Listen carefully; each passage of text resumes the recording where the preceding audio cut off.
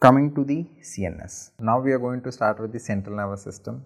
Central nervous system and the endocrine are covered in so many subjects. So this is the main integral part of systemic pharma. So we're going to go in a faster pace because these are covered almost in 2 to 3 other subjects as well. So first we will start with the CNS. The first topic is about sedative-hypnotics. Sedation means it is causing anxiolysis and hypnosis means it is causing sleep. Now, which neurotransmitter does this? This is done by the help of GABA. How does this do it? GABA will act on GABA receptors. GABA A receptor, when it acts on GABA A receptor, what will happen? It will cause anxiolysis and it will induce sleep. Now, to do this, what are the drugs that we can use? If we directly stimulate GABA A receptor, will you not see the effects? Yes, you will. So, what are the drugs that are directly affecting the GABA A receptors? These are benzodiazepines and barbiturates. Benzodiazepines and barbiturates. Now, what about GABA? See, when GABA is released, it acts on GABA A receptors. Yes, I told you. Now, after this, the GABA is metabolized by something known as GABA transaminase. It is metabolized by GABA transaminase. Now, this can be blocked. This can be blocked with a drug called vigabatrin. This can be blocked by a drug called vigabatrin. It is given in the name. See, it is GABA transaminase inhibitor. GABA transaminase inhibitor is vigabatrin. Now, this remaining GABA can also be taken up by the GABA transporter, that is GAT1. This can also be blocked by drug called tiagabine. Tiagabine. It is transport of GABA inhibitor. Transport of GABA inhibitor. That is what is tiagabine. That's all. These are the drugs you want to or you have to remember. See, now we will go with the benzodiazepines and barbiturates. What are benzodiazepines? These are zepams. Yes, diazepam, lorazepam, all these zepams or zolams. Diazepam, flurazepam, alprazolam, lorazepam, yes, estazolam, all these drugs are benzodiazepines. Okay, now if you see, benzodiazepines have a flatter dose response curve in comparison with steep dose response curve. In barbiturates, what does this mean? See, steep dose response curve means it is a dangerous substance. That means if you increase the dose, it can become very toxic. So that is why you have to be very careful with dosing of barbiturates. Okay. Now, if you remember LETO, L-E-T-O, these drugs are liver safe.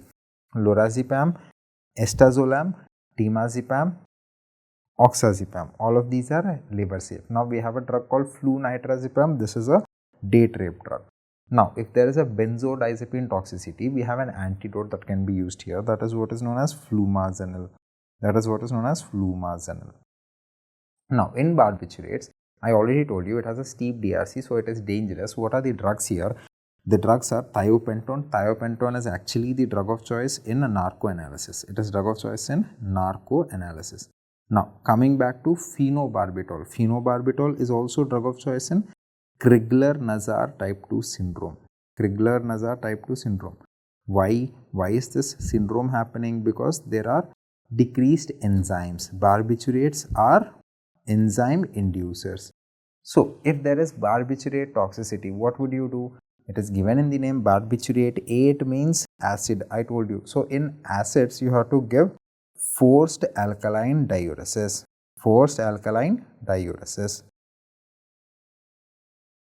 So, we also have Z compounds in this class. These are zaleplon, zolpidem and S-zopiclone.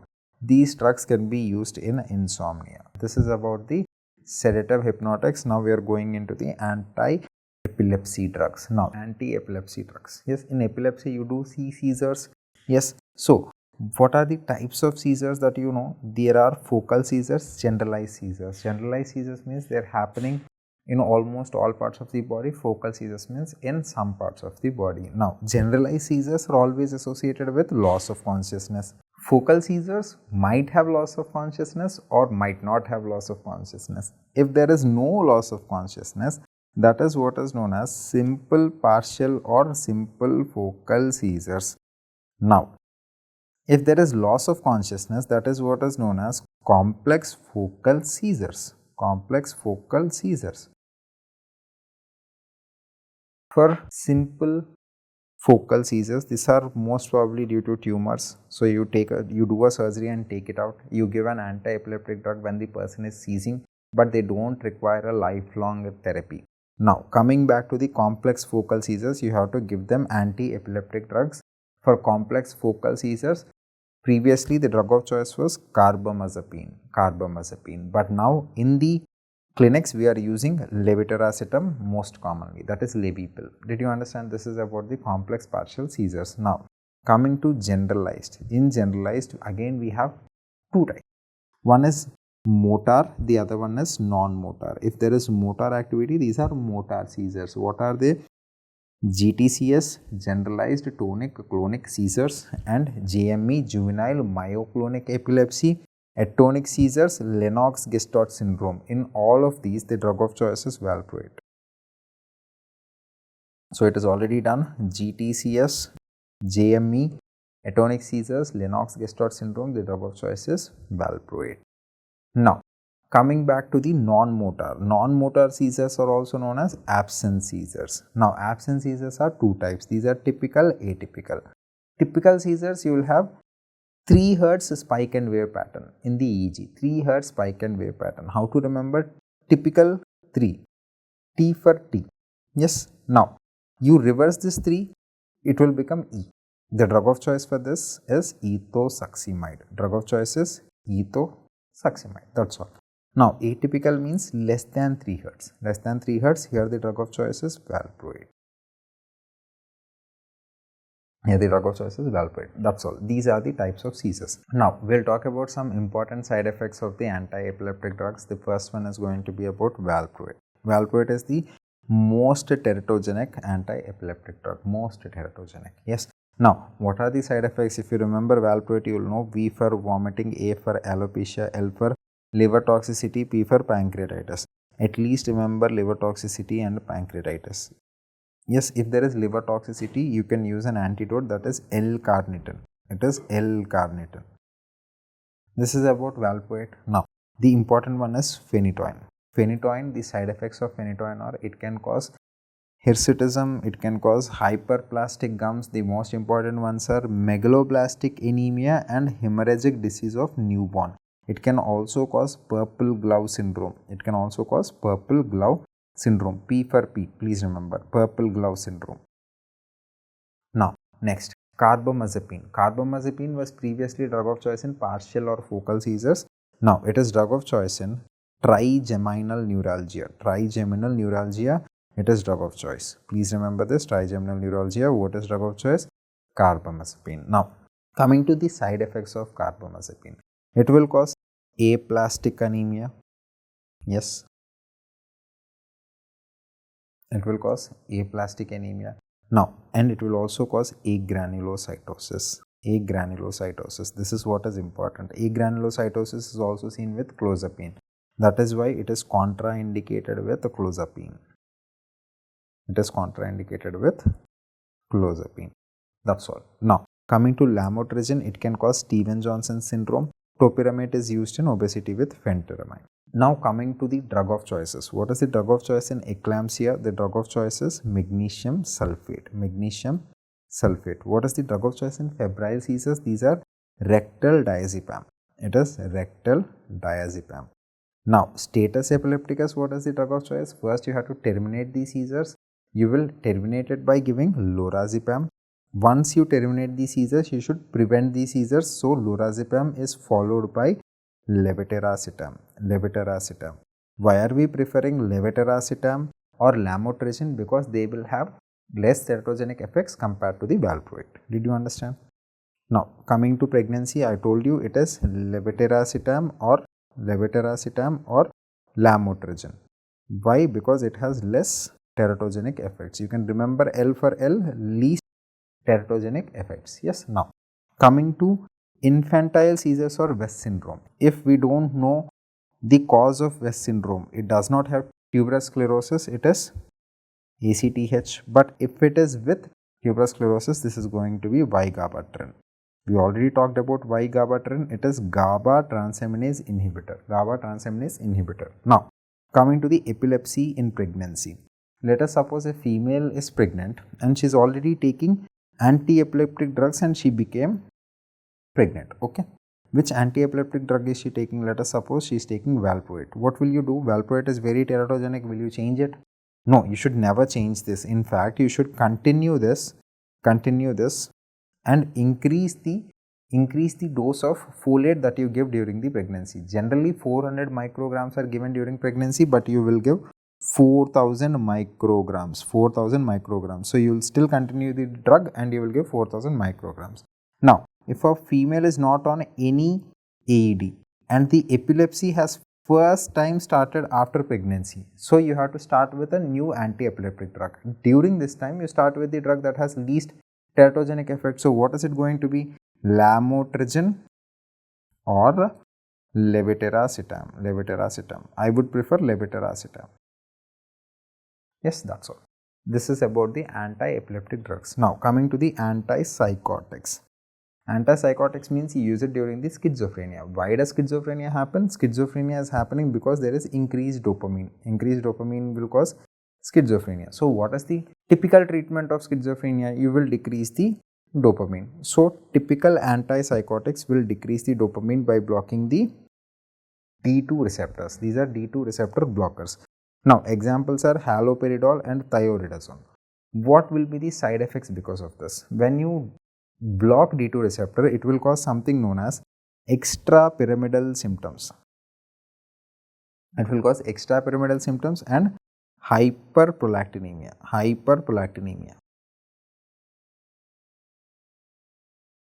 We will see what are these extrapyramidal symptoms. These are caused due to typical antipsychotics. Usually high potency, remember H for H, it is due to haloperidol. High potency is haloperidol. Yes, please remember this. Now, what are these EPS? We'll try to understand.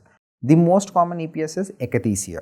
Yes, akathisia is the most common. It is restlessness. Akathisia means restlessness. This is not acute dystonia, it is akathisia. Akathisia means restlessness, excessive movements. Yes. Now, how do you treat this? We don't know the cause. We treat it with the help of propranolol. Yes. Now, coming to the next one, it is acute dystonia. Now, listen carefully. In substantia nigra, what usually happens is the dopamine and acetylcholine are in a balanced level. Dopamine and acetylcholine are almost in balance in substantia nigra. Let us suppose if you are giving typical antipsychotics, in substantia nigra, what will happen to the dopamine? Dopamine levels will decrease. Are the acetylcholine levels decreasing or increasing? No, they are remaining constant. So you see here, acetylcholine is constant, but dopamine has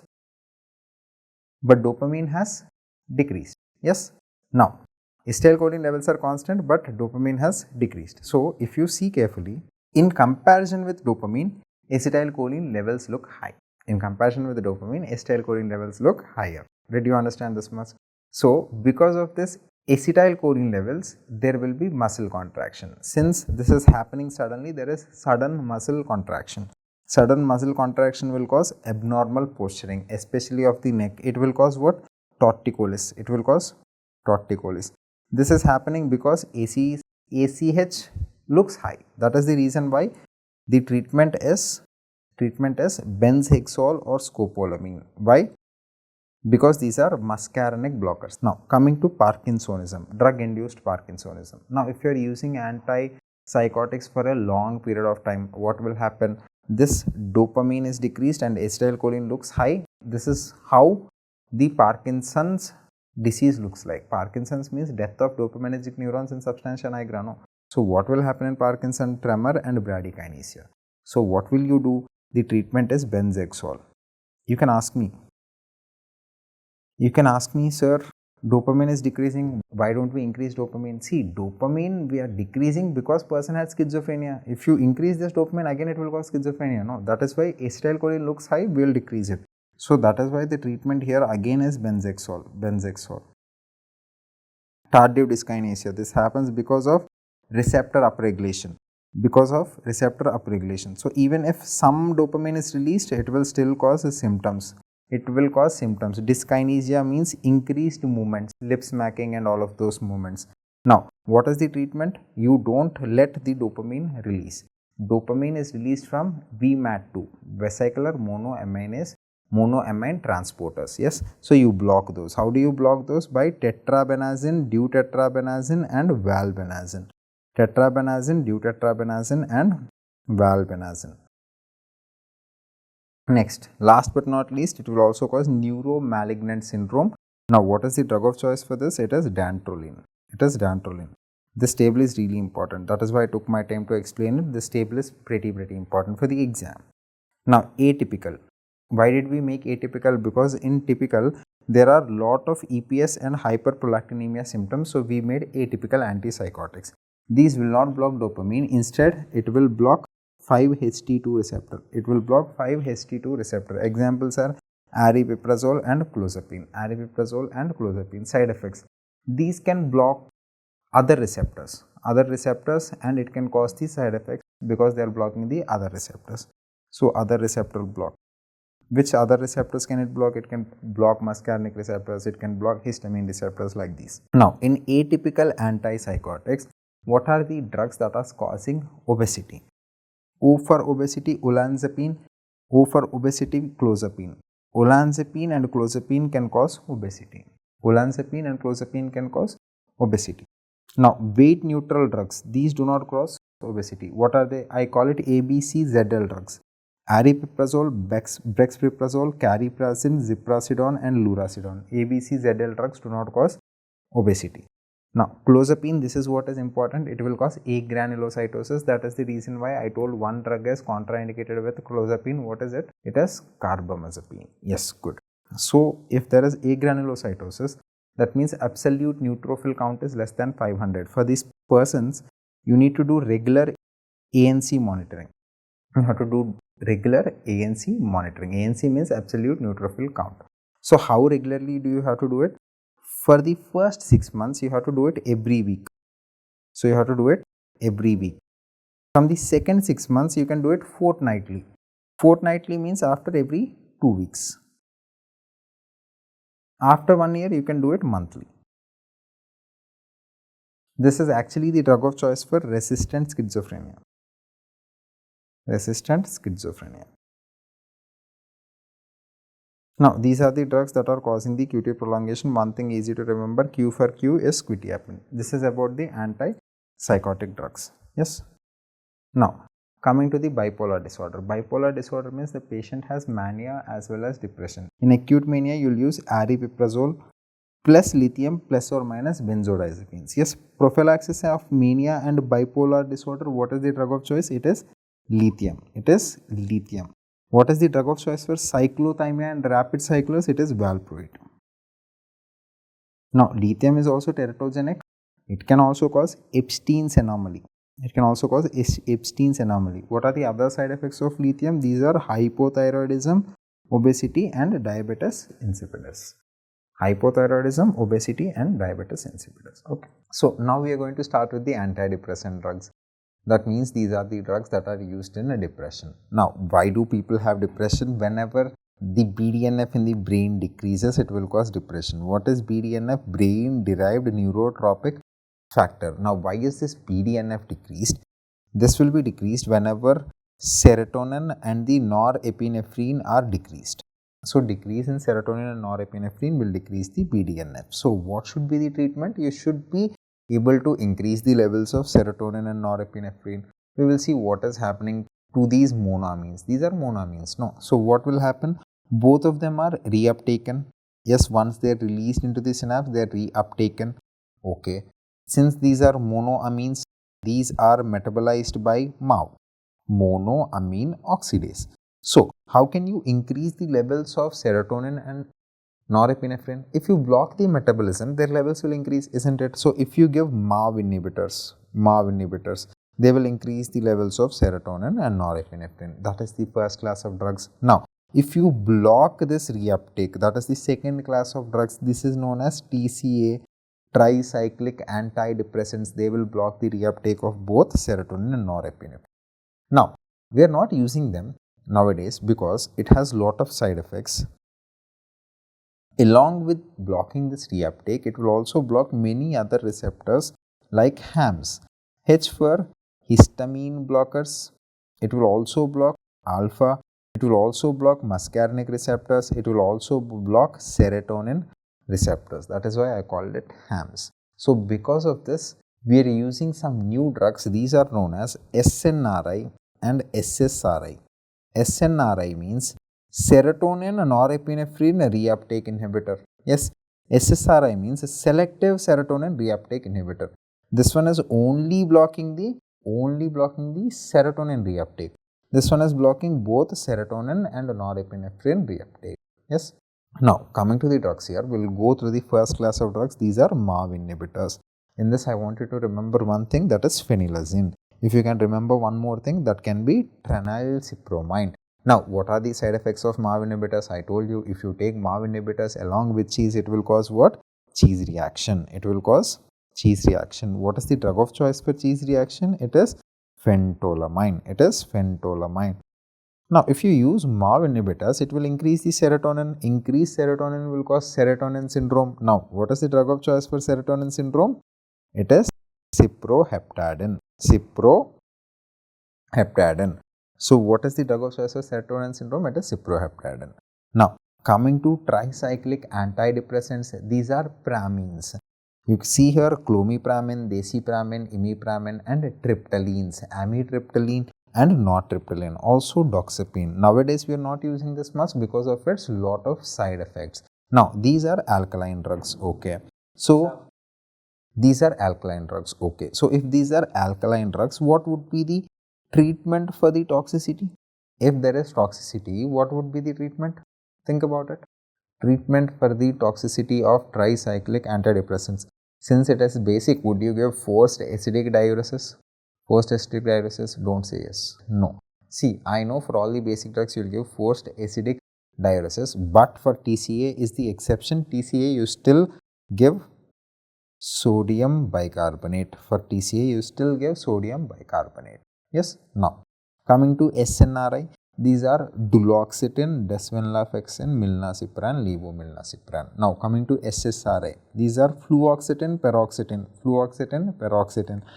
citalopram, escitalopram, yes, depoxetine. Now at least remember that duloxetine is not SSRI. In SSRI we have what? Fluoxetine, paroxetine and depoxetine. Duloxetine is SNRI. Now what are the side effects? We've already talked about MAV inhibitors and TCA side effects. Now we'll talk about side effects of SNRI and SSRI. In both of these drugs, serotonin is increased. Now, when serotonin is increased, it can act on the 5-HT2 serotonin 2 receptor that is present in the brain. Now, when it is acting on the serotonin receptor of the brain, it will cause a transient anxiety attack. Yes, when it acts on the 5-HT2 receptor on the brain, it will cause transient anxiety attack, insomnia and vivid dreams. Now, if it acts on the 5-HT2 receptor that is present on the spinal cord, it will cause problems with the erection. It will cause erectile dysfunction. It can cause anorgasmia and delayed ejaculation. Yes. So that is why depoxetine can be used in premature ejaculation because it delays the ejaculation. Yes. Now, if it activates the 5-HT3 receptor, it can cause nausea, vomiting. If it activates the 5-HT4 receptor, it will cause prokinesis. It might sometimes cause diarrhea because of prokinetic effect in the GIT. Now, these are typical antidepressants, 4 classes of drugs. Now we have newer drugs. These are known as atypical antidepressants. In this, at least remember 1 or 2. Trazodone, it will cause priapism. This is the side effect of trazodone. It causes priapism. What I want you to remember is bupropion. It is an atypical antidepressant, but it can be used in smoking dependence. This is a very, very important thing. Now, we have something known as esketamine. This can be used as nasal spray. In depression. Okay. Now, coming to the anti-Parkinson drugs. That means these are the drugs used in Parkinson's disease. Now, what is Parkinson's disease? I've already told you before. This is due to death of dopaminergic neurons in substantia nigra. So, dopamine levels will decrease. So, what should be the treatment? You should increase the dopamine. Now, the drug is levodopa. You'll use L-dopa, that is levodopa plus carbidopa. You should avoid it with vitamin B6. Got it? Now, what are the side effects? Because you're increasing dopamine, increased dopamine can cause psychosis. Increased dopamine can cause dyskinesia. This is what I told you in the side effects of antipsychotics, if you remember. Tardive dyskinesia. It is happening because D2 receptor upregulation. Yes, and it can also cause hypersexuality, impulsive gambling, and on and off phenomenon. That is what is important. Now, see this table. Everything about dopamine will become easier if you are able to understand this table. See carefully. A person is normal when his dopamine levels are normal. Yes, this is that normal person. Now, let us suppose his dopamine levels are increased. So, if his dopamine levels are increased, it will cause psychosis. So, you can see here patient is having hallucinations and everything. That is schizophrenia, psychosis. So, what is the treatment of psychosis? Yes, you can give typical or atypical antipsychotics. Let us suppose you are giving typical antipsychotics. Typical antipsychotics. Typical antipsychotics are D2 receptor blockers. If you give D2 receptor blockers, what will happen? It will decrease the dopamine and it is supposed to treat psychosis, isn't it? But problem is there are side effects because of this. Side effects because of these. What are these side effects? These are known as EPS, extrapyramidal symptoms. Now, why? I will tell you. I already told you before. Let us suppose this is substantia nigra. In substantia nigra, acetylcholine and dopamine are in almost equal levels. Now, what will happen when you give typical antipsychotics? This dopamine will decrease, but acetylcholine is staying exactly the same. But if you compare both of them, it will look as if acetylcholine is more than the dopamine. But no. What has happened? Only dopamine has decreased, acetylcholine is same, but in comparison, acetylcholine looks more. So, because of this acetylcholine, it will cause sudden muscle contraction. Yes, because it is happening suddenly, it will cause sudden muscle contraction of muscles because of acetylcholine. That is what is known as acute dystonia. Acute dystonia. Now, if you see this condition for a long period of time, see, if there is decreased dopamine substantia nigra for a long period of time, this is almost similar to one pathology, that is Parkinson's disease. So, it will also cause drug-induced Parkinson. Drug-induced Parkinson's. Now, in both of these, what is the problem?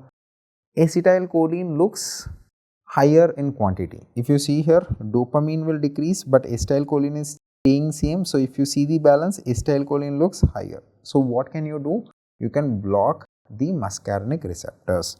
That is why you use benzhexol in both of these cases. Did you understand this much? You might ask me, sir, why not increase dopamine? If we increase dopamine, again it will cause psychosis. No. That is why benzhexol is drug of choice in both acute dystonia and drug-induced Parkinsonism. Treatment is benzhexol. Now, if you are using this D2 receptor blockers for a very long period of time, that means you are blocking the receptor for a very long period of time. What will happen? Receptors will undergo upregulation. There are a lot of receptors that are coming up. So, even small amount of dopamine can activate many receptors and it will cause a dyskinesia. Dyskinesia. I told you, if dopamine increases, it will cause a dyskinesia. So, here the problem is there are a lot of receptors. So, even small amount of dopamine can cause dyskinesia. So, you have to block the release of dopamine. So, you have to block the VMAT2. You have to block the vesicles. VMAT2 blockers. These are tetrabenazine, deutetrabenazine and valbenazine. Did you understand this much? Tetrabenazine, deutetrabenazine and valbenazine. This is what we have already studied in psychosis, that is schizophrenia. Now, the opposite spectrum. Let us suppose if the dopamine decreases. If the dopamine decreases, it will cause Parkinson's disease. This is what I am telling you. If the dopamine decreases, it will cause Parkinson's disease, tremors, bradykinesia, all of these. Now, the treatment for this is levodopa. That means you increase the dopamine. If you increase the dopamine, what is happening? I already told you. You increase the dopamine, it will cause psychosis. This is what is known as levodopa induced psychosis. Now, what would be the treatment for this? Can you decrease dopamine? No. See, if you decrease dopamine, it will worsen the Parkinson's disease.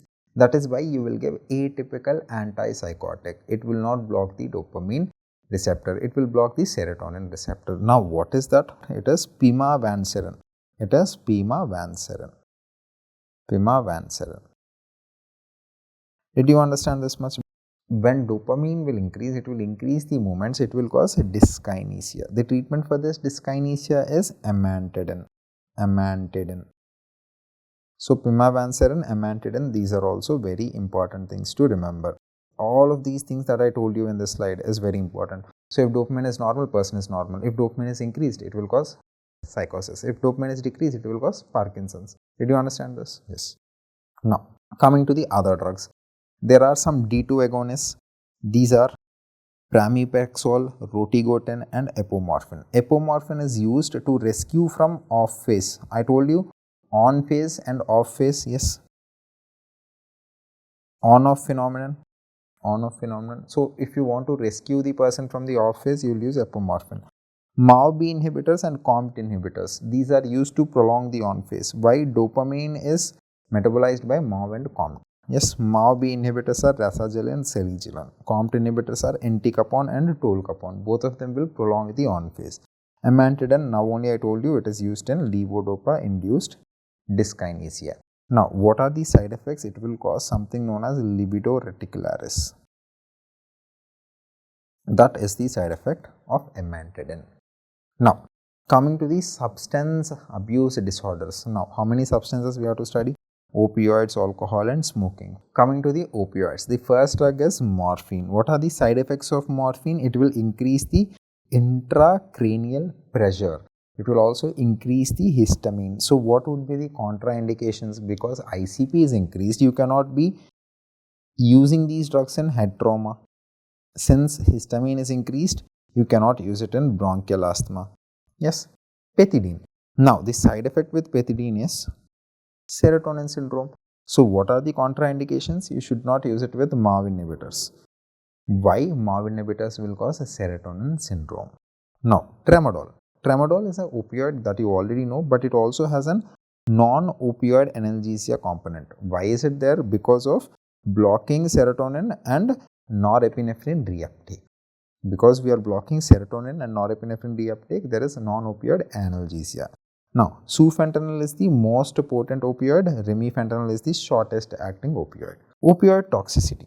So, in opioid toxicity, how do you treat it? You see the pinpoint pupils, yes, respiratory depressions in opioid toxicity. In acute management, you will give naloxone. Why? Because it is an opioid antagonist and short acting. For maintenance, you have to give naltrexone. Why? Because it is long acting. Okay, this is long acting opioid antagonist. Now, coming to opioid dependence. Now, you can do replacement, you can also prevent relapse. A replacement means you have to replace opioid with a similar looking drug. That means the actions has to be same, but the addiction potential has to be less. These drugs are methadone and buprenorphine. Let us suppose a person wants to give out opioids, but he is having cravings for it. Now, how do you reduce these cravings? By replacing it, by giving methadone and buprenorphine. But how do you prevent the relapse? How do you prevent the relapse? By naltrexone. By naltrexone. Now, next, alcohol. Alcohol, we have edible alcohol, that is ethanol. Methanol and ethylene glycol should not be consumed. Now, if you consume any of these alcohols, it will cause toxicity. Now, the drug of choice for this toxicity is fomepizole. It is fomepizole. Now, for alcohol dependence, if a person suddenly stops alcohol and he is having withdrawal symptoms, what would you do? You have to give benzodiazepines. Benzodiazepines. Now, for replacement, you have to give long-acting benzodiazepine, that is chlordiazepoxide. To prevent the relapse of alcohol, what is the drug of choice? It is again naltrexone. Naltrexone. So, remember naltrexone, it is very important. Yes, if naltrexone is not available, then you can give acamprosate. If acamprosate is also not available, then you can give disulfiram. If acamprosate is also not available, you can give disulfiram. If you see here, naltrexone, acamprosate, topiramate. Topiramate is not FDA approved, that is why I did not tell you. But all of these things will decrease the craving. Disulfiram will cause aversion. Disulfiram will cause. Now coming to the smoking, what is the drug of choice for smoking dependence? It is varenicline. Varenicline.